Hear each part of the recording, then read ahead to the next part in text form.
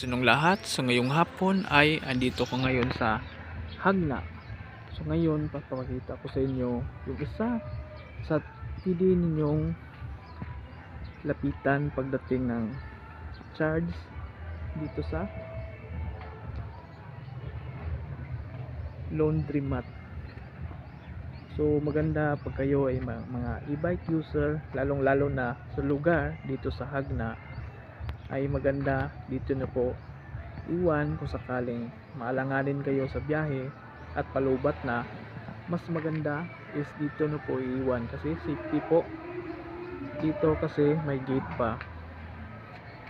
So yun yung charging kanina.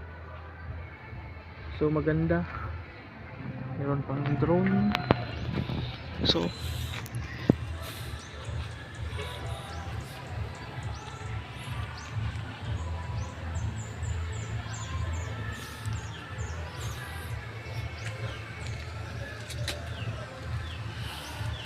ito po yung laundromat.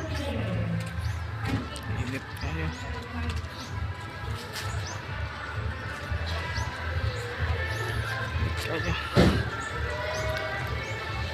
So yun po yung may-ari ng laundromat. Yan yung nakita nyo. Yun yung may-ari, yung nasa van. Yun yung ano.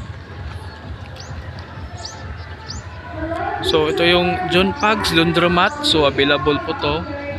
Yung gusto nyo magpa-laundry, meron dito sa Hagna, malapit lang sa CMM o likod ng CMM. So kung kayo ay gusto nyo maglabada, magpalabada dito sa lugar sa Hagna, dito po sa John Pags Laundromat. So maganda dito rin kasi mayroong parking area.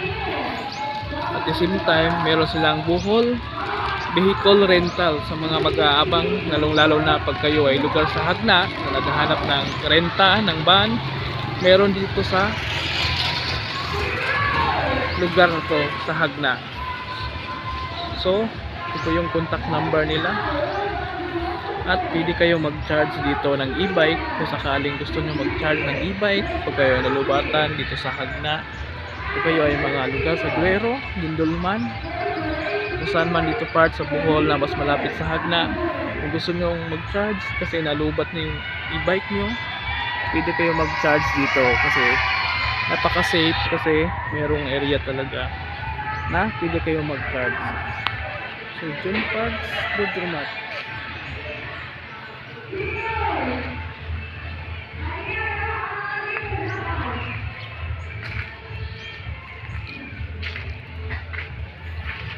Bale, 8 kilos to, pila 300? 195. 195. Bale, minimum sa 8 kilos 195. Per 8 kilos 195.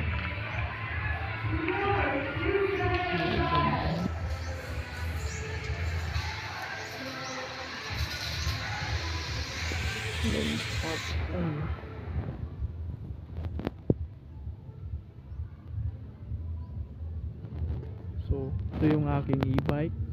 So, kanina kasi iniwan ko muna dito kasi tumambay muna ako doon sa Hagna Plaza. So ngayon dito yung e-bike ko. So dito ko na charge kanina. Tsaka ang bait na nga may-ari nila kasi talagang allowed kami. Wala ako na maki-charge dito sa kanilang area sa John Pags Laundromat. So meron pa silang van rental at meron silang CR doon. At the same time, doon yung charging. So mas maganda, safe, kasi hindi talaga basta-basta na manakawan yung gamit niyo dito, kasi safety siya.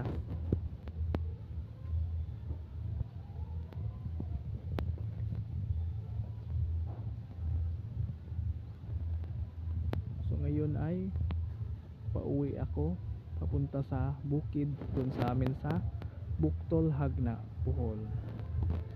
So pahinga muna ako saglit kasi sobrang init pa talaga ng tirik pa ng araw.